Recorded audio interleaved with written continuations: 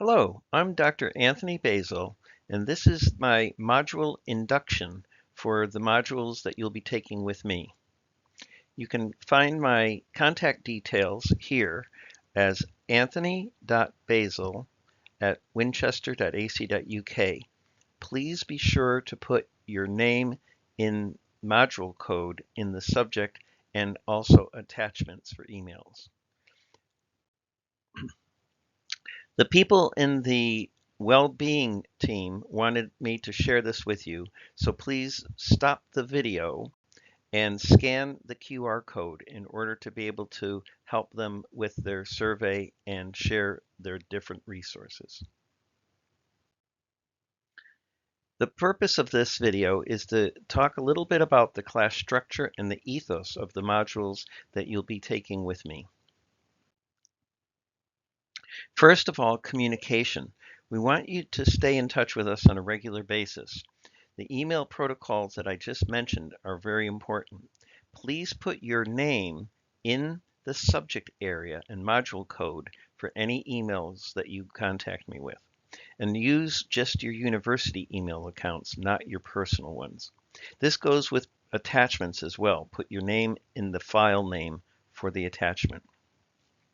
What we'll be doing is we'll be having in the classroom sessions a blended approach. So we'll be logging into Teams so that you'll be able to have recordings of the sessions and also be able to put your files into storage in the cloud. The communication path that we're looking for is that if you have any questions or issues, of course you can speak to me as the module lecturer. But we also encourage you to speak to your rep so that we have just the student rep contacting the module leader or student services or the course leader or the head of school. In our study strategy, these are some tips to success. I'll be looking at you not so much as an academic student and more so as a researcher or a consultant for the module. I'll be asking more questions than I will be making statements. We're looking for you to get a study partner in order to be able to have someone to work with and do proofreading and bounce off your drafts. This can be as an individual or as a group. We encourage you to form a WhatsApp group in order to be able to communicate with each other. We want you to make sure that you have a look at the module handbooks, the description documents, learning outcomes, and graduate attributes for the module. One thing that's really useful is to have a learning journal. So each week you just jot down some notes about and reflections about what you're working on. And this can also be used as a resource for any projects that you're doing in terms of having a reflective diary. Now, the student as a consultant is an important identity to take on. We want you to put your professional hat on, and that means that you're not just a university student, but you are a professional and you're in training for your subject area. So we're looking at you more as an employee in our small business. And my role, of course, would be as the manager, not just as an academic tutor. We want you to research as a team. So that means you collaborate with others.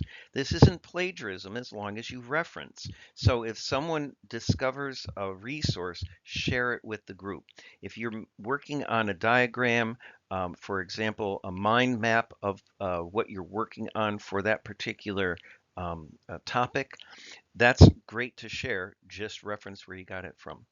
This also includes producing a bibliography.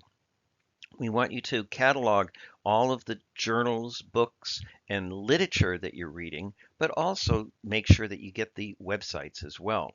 And use Harvard referencing, so that means listed in ABC order. We want you to make sure that your assessments are submitted as individual, except in situations where you have group projects or group assessments.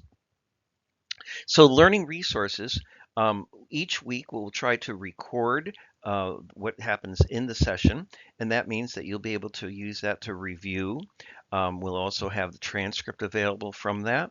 You can use that as a resource, as a reference in your work. Don't forget, we've got the virtual learning environment, Canvas, which is also has a number of different resources available. Um, what we'll be doing is on a weekly kind of basis, posting messages through Teams so that you can stay up to date with any of the changes.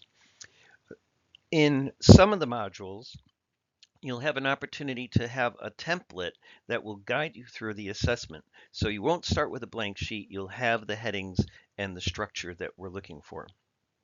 Now, AI is important. It's not going to go away. In industry, in your work, when you graduate, you're using it in your company.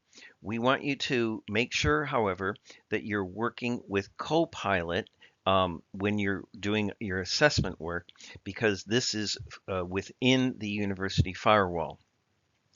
Be sure to take a look at the university's policy about artificial intelligence. I've made a shortcut here for tinyurl.com slash UofW dash IT policy. So be sure to use the AI as a thought partner. It should not be used as a content generator for your assessments. If you are using it, make sure that you paraphrase and change the wording into your own. And any references that you get from the AI, make sure you confirm them. Project management is an important skill for all of your modules. Please make sure that you are thinking about the structure of your assessment and the deadlines. So I recommend making a Gantt chart or an agile chart, which allows you to get the work in steps, step by step. And so you're not just doing it at the end. Um, Project tools and software are available.